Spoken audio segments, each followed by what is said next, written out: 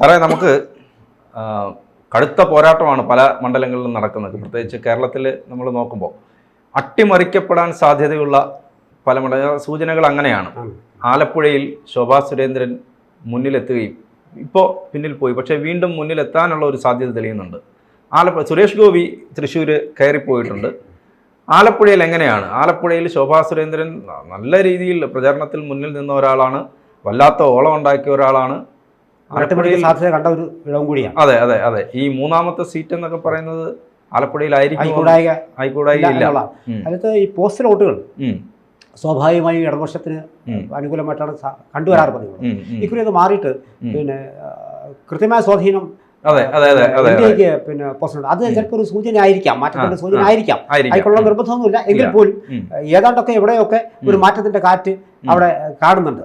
അതുമല്ല, പിന്നെ നമ്മൾ പലപ്പോഴും പലരും പറഞ്ഞിരുന്നത് ഉറപ്പായും തന്നെ ശോഭ മൂന്നാം സ്ഥാനത്ത് തന്നെയാണെന്നാണ് എതിർപക്ഷത്തിന്റെ വാദങ്ങളായിരുന്നത്. പക്ഷെ എങ്കിൽ കൂടിയും ആലപ്പുഴയിൽ വളരെ വലിയ തോതിൽ വോട്ടുകളുടെ എണ്ണം വർദ്ധിക്കാനിടയുണ്ടെന്നും ഒരുപക്ഷെ ജയിച്ചിക്കാനിടയുണ്ടെന്നും കേരളത്തിലെ രാഷ്ട്രീയ നിരീക്ഷകർ എല്ലാവരും ഒട്ടുമുക്ക പേരും അത് പറഞ്ഞതാണ്. അപ്പൊ അതിന്റെ ലാഞ്ചനയാണോ ആദ്യ സൂചനകളിൽ കാണുന്നതെന്നുള്ളതാണ് ഇതിനോട് അല്ലെങ്കിൽ പിന്നെ ഈ 3000-ഓളം ഭൂരിപക്ഷം പിന്നെ ഒരു ഘട്ടത്തിൽ ഉണ്ടാവേണ്ടതല്ല.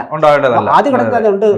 പിന്നെ ഒരു കാര്യം, ഒരു പ്രത്യേക ഏരിയ എണ്ണുമ്പോഴും സംഭവിച്ചേക്കാം എന്ന് പറയുന്നില്ല. പക്ഷെ എങ്കിൽ കൂടിയും ശോഭാ സുരേന്ദ്രൻ നല്ല തോതിലുള്ള മാറ്റം ഇതിനകത്ത് വരുത്തുന്നുണ്ടെന്നാണ് മറ്റൊരു പഠനത്തിലും കാണാത്ത രീതിയിലാണ് വരുന്നത്. ആ ഒരു പോസ്റ്റലോട്ടിന്റെ കാര്യം തുടക്കത്തിൽ തന്നെ മുന്നേറി വരികയും ചെയ്യുന്നത് സ്വാഭാവികമായിട്ടും അതിനൊരു അനുകൂലമായി മാറിക്കൂടാകില്ല. ഇല്ല, അതെ അതെ അതെ. പിന്നെ അത് മാത്രമല്ല, SNDPക്ക് സ്വാധീനമുള്ള മേഖലകളുണ്ട്. SNDPക്ക് സ്വാധീനമുള്ള വെള്ളാപ്പള്ളി നടേശന്റെ സ്വന്തം ജില്ലയാണ്. അതെ.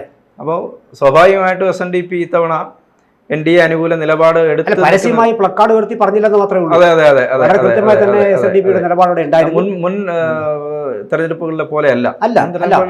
പിന്നെ വെള്ളാപ്പള്ളി ഒരു പിന്നോട്ട് നിൽപ്പുണ്ടായിരുന്നു. അതെ അതെ. പക്ഷേ അങ്ങനെയല്ല. ഞാൻ നേരത്തെ പറഞ്ഞ പ്ലക്കാർഡ് ഉയർത്തി പറഞ്ഞില്ല, അല്ലെങ്കിൽ ചുവരെടുത്ത് നടത്തിയില്ല SNDPയുടെ പേരിൽ എന്ന് മാത്രമേ ഉള്ളൂ. വളരെ കൃത്യമായി തന്നെ പിന്നെ SNDPയുടെ നിലപാട് മൗനമായി ആൾക്കാരിലേക്ക് എത്തിച്ചിരുന്നു.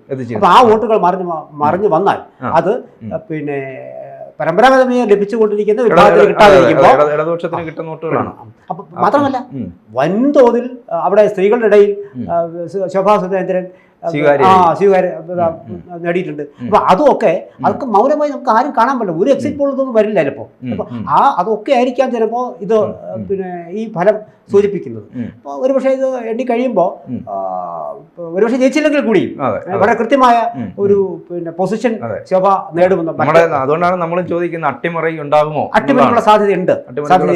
ആദ്യ ഫലങ്ങൾ അതിനെ സൂചിപ്പിക്കുന്നത്. ഇലക്ഷന് പിന്നെ വോട്ടെടുപ്പിന് മുമ്പും അതാണ് സൂചിപ്പിച്ചിരുന്നത്. വലിയ തോതിൽ ശോഭ അവിടെ വന്നതിനൊരു കൊടുങ്കാറ്റാണ്. കേസിക്കെതിരെ വലിയ ആരോപണങ്ങൾ ഉന്നയിച്ചുകൊണ്ട് വരുന്നു. പിന്നെ ആരോപണങ്ങൾ വരുന്നു. പിന്നെ തിരിച്ച് ശോഭ പിന്നെ ദല്ലാൽ നന്ദകുമാറിന്റെ ഇഷ്യൂ വരുന്നു. അപ്പൊ ശോഭയെ ഭയപ്പെടുന്നു എന്നുള്ള തെളിവാണ് അതൊക്കെ. ശോഭയുടെ വരവിനെ ഭയപ്പെട്ടവരുണ്ട്. പോലും കുടുക്കലായി പോയില്ലേ? കുടുക്കലായി പോയില്ലേ? അപ്പൊ അതാണ് സംഭവം. അപ്പൊ ഇതെല്ലാം ആൾക്കാർ കാണുന്നുണ്ട്. പിന്നെ കൃത്യമായി തന്നെ ഇന്ന ഭാഗത്തെ വീഴുള്ളൂ എന്നുള്ള ചില വോട്ടുകളോടെ ഉണ്ട്. അത് ഒരു കാലത്തും ശോഭയ്ക്ക് കിട്ടാൻ പോകുന്ന വോട്ടുകളല്ല വാസ്തവത്തിൽ. ബാക്കി ഉള്ള വോട്ടുകളുടെ ഒരു പിന്നെ ഏകീകരണം ശോഭ തന്നിലേക്ക് അടുപ്പിച്ചു എന്നുള്ളതാണ് നമുക്ക് ഇതിന്റെ കാണാൻ കഴിയുന്നത്. ഒരുപക്ഷെ പോകെ അടുത്ത വരും മണിക്കൂറുകളിൽ ഇത് നിലനിർത്താനാകുമെങ്കിൽ ശോഭയ്ക്ക് പിന്നെ ജയിക്കാൻ സാധ്യതയുണ്ട്. നമ്മുടെ വീണ്ടും ആവർത്തിക്കുന്നു, ജയിച്ചില്ലെങ്കിൽ കൂടിയും രണ്ടാം സ്ഥാനം എന്ന് പറയുന്നത്, രണ്ടാം സ്ഥാനം അവിടെ ജയം തന്നെയാണ്. ഇടതുപക്ഷ സ്വഭാവമുള്ള ഒരു മണ്ഡലമാണ്. പക്ഷേ പലപ്പോഴും പാർലമെന്റ് തെരഞ്ഞെടുപ്പ് വരുമ്പോൾ പലപ്പോഴും ജയിക്കുന്ന UDF ആണെങ്കിൽ പോലും പൊതുവായി ആലപ്പുഴയിൽ നിൽക്കുമ്പോൾ അതൊരു ഏറെ ചർച്ചകളിൽ അവിടെ നടന്നു നിന്നിരുന്നു. BJPക്ക് ഉള്ളിലുള്ള വിഷയങ്ങൾ നടന്നു നിന്നിരുന്നു, അല്ലാതെ ശോഭയ്ക്ക് അനുകൂലമായ വിഷയങ്ങൾ നടന്നിരുന്നു, പിന്നെ ശോഭയ്ക്ക് പ്രതികൂലമായ വിഷയങ്ങൾ. ഇതെല്ലാം തന്നെ ആൾക്കാരുടെ ഇടയിൽ ശോഭ എന്ന് പറയുന്ന സ്ത്രീയുടെ ആ ഒരു കഴിവിനുള്ള അംഗീകാരമായി വോട്ടുകളായി മാറിയേക്കാം. അതിന്റെ സൂചന ആയിരിക്കാം കണ്ടിട്ടുണ്ടാവുക.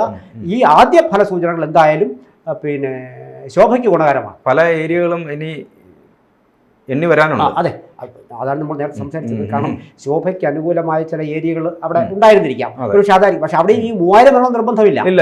അതുകൊണ്ടാണത്. പിന്നെ ആലപ്പുഴയുടെ ഇപ്പോഴത്തെ സ്വഭാവം വെച്ച് നോക്കുമ്പോൾ, SNDPയുടെ ഒരു നിലപാട് വെച്ച് നോക്കുമ്പോൾ, പിന്നെ NSS പ്രത്യക്ഷത്തിൽ അങ്ങ് പറഞ്ഞില്ലെങ്കിൽ കൂടിയും ആ വോട്ടുകൾ ഇങ്ങോട്ട് തന്നെ വരാനുള്ള സാധ്യതയുണ്ട്. സ്ത്രീകളുടെ വോട്ടുകൾ വരാനുണ്ട്. അപ്പോൾ ശോഭ ഒരു ഓളം സൃഷ്ടിച്ചിട്ടുണ്ട്. മറ്റൊന്ന് SDPക്കെതിരെയുള്ള ഒരു വികാരമുണ്ട്. അതാണ് നമ്മൾ അവിടുത്തെ വധമൊക്കെ നടന്നതിന്റെ വളരെ അത് ഒരുപക്ഷെ ഹിന്ദു വോട്ടുകളുടെ ഒരു ഏകീകരണം സംഭവിച്ചു കൂടായികയില്ല. അതാണ് പറയുന്നത്. അത് നമുക്ക് പുറമേ നിന്ന് പിന്നെ എന്തെങ്കിലും കണ്ണാടി വെച്ചിട്ട് നോക്കാൻ പറ്റുന്ന സംഭവമല്ല. അപ്പൊ അതിന്റെ സൂചനയാണോ ഇത് എന്നുള്ളതാണ് നമ്മുടെ ഒരു വിഷയം എന്ന് പറയുന്നത്. വരും മണിക്കൂറുകളിൽ തൽപ്പൊടി ക്ലിയർ ആവും.